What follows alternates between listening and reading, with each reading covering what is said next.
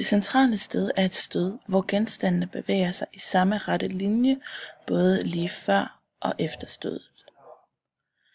Der findes en ligning for bevarelse af bevægelsesmængden i et centralt stød i et isoleret system. Genstandenes masser er m1 og m2, hvis hastigheder før stødet er u1 og u2, og deres hastigheder efter stødet er v1 og v2. Det vides ud fra utallige eksperimenter, at den samlede bevægelsesmængde er bevaret i stødprocesser, hvor de ydre kræfter er 0 eller bare så små, at man kan se bort fra dem.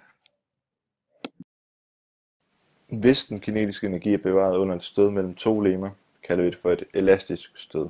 Det vil sige, at den kinetiske energi før stødet er lige med den kinetiske energi efter stødet. Hermed er ligningen en halv m1 gange u1 i anden plus m2 gange en halv u2 i anden er lige med en halv m1 gange v1 i anden plus en halv m2 gange v2 i anden. For et centralt elastisk stød mellem to genstande gælder følgende altid: v2 minus v1 er lige med minus u2 minus u1. Her betegner u1 og u2 hastigheden før stødet, mens v1 og v2 betegner hastigheden efter stødet. Vi ser de to genstandes hastigheder lige med hinanden, dog med modsat fortegn.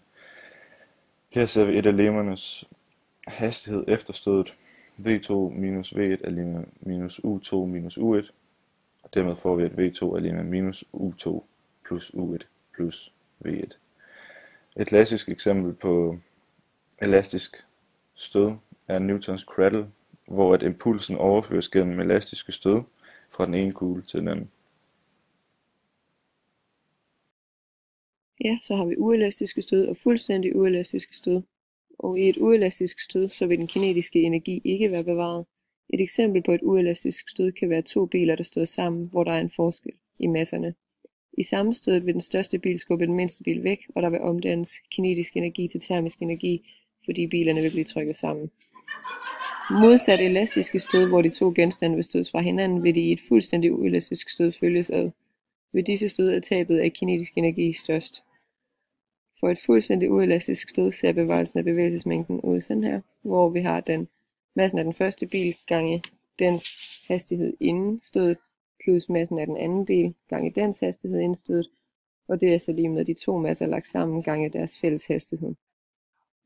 Det skyldes, at de følges ad efter stødet, og altså derfor må have en fælles hastighed.